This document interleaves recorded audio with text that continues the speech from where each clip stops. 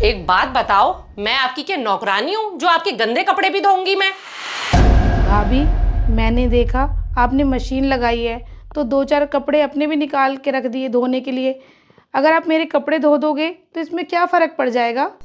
फर्क पड़े या ना पड़े, लेकिन आपको इस घर में रहना है ना, तो अपने काम आप खुद किया करो। मैं इस घर की कोई नौकरानी नहीं हूँ।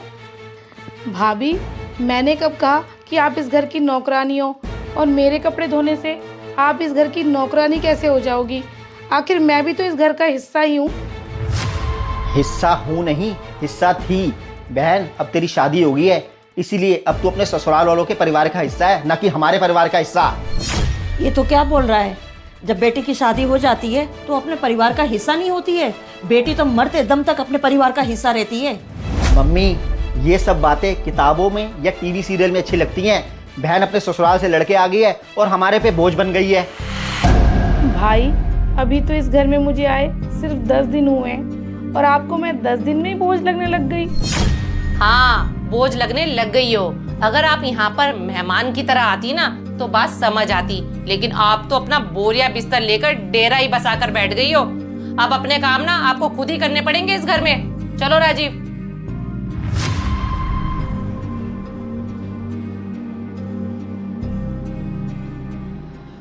बहन, जिंदगी की सच्चाई यही है, सारे रिश्ते मतलब के हो गए हैं। मम्मी जी, आपका खाना। डॉली, मेरे लिए भी ले आती। मैंने नहीं कोई खाना वाना बनाया। कल की तोरी की सब्जी पड़ी थी, मैंने मम्मी जी के लिए 2 रोटी बनाकर दे दी, क्योंकि मम्मी जी मैगी वगैरह नहीं खाती।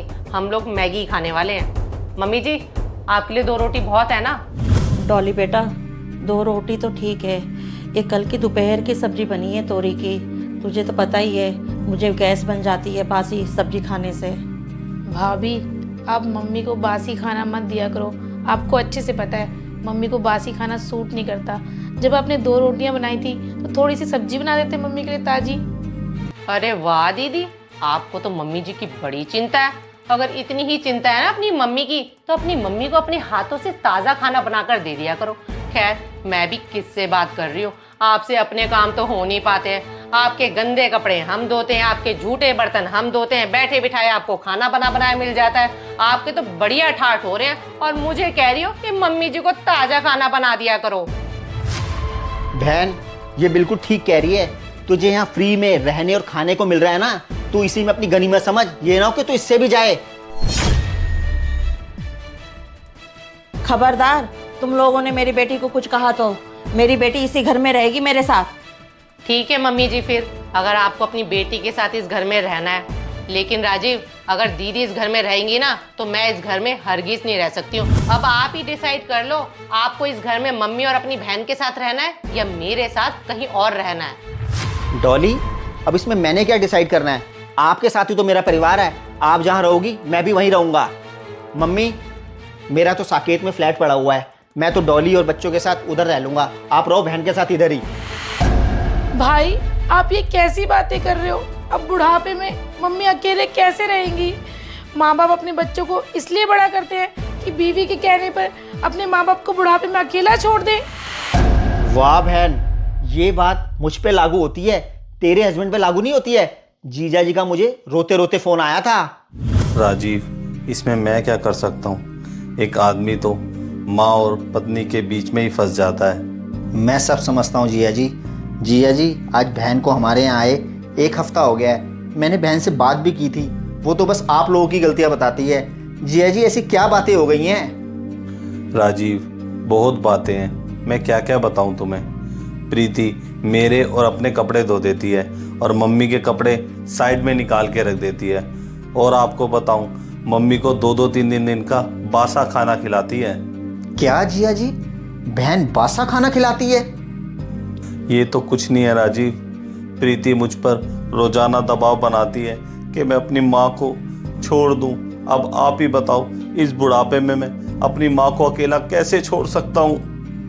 नहीं नहीं जीजा जी, चाहे जो मर्जी हो जाए, लेकिन माँ बाप को थोड़ी छोड़ना चाहिए।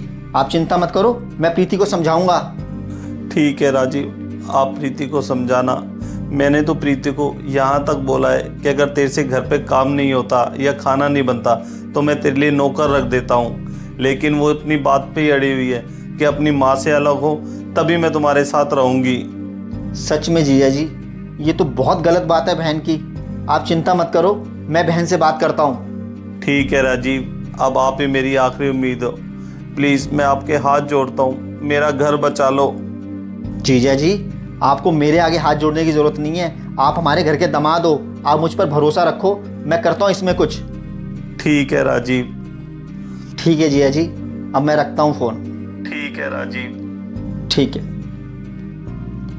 डॉली, बहन को तो सबक सिखाना ही पड़ेगा।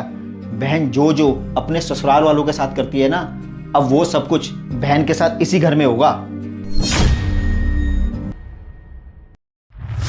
बहन, एक बेटे को अपने माँ बाप को छोड़ने के लिए अपने दिल पर पत्थर रखना पड़ता है। और ये तेरे साथ हम 10-12 दिन से कर रहे हैं ना, ये सिर्फ और सिर्फ एक नाटक था, ताकि तुझे तेरी गलती का एहसास हो सके। क्यों मम्मी? हाँ बेटा, ये बिल्कुल ठीक कह रहा है। मैं उन माँओं में से नहीं हूँ जो अपनी बेटी की गलती पे पर्दा डालूं। मुझे पता है तू ही गलत है। अपने ससुराल वालों से तू माफी मांग और तू यहाँ से जा।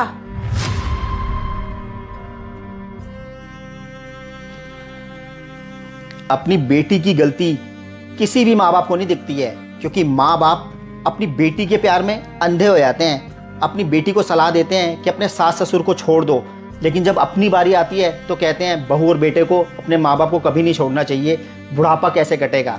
फ्रेंड्स, अगर ये माँ बाप समझदार हो जाए ना, तो किसी भी बेटी का घर ना उजड़े। ये स्टोरी कैसी लगी कमेंट्स करके ज़रूर बताना। धन्यवाद।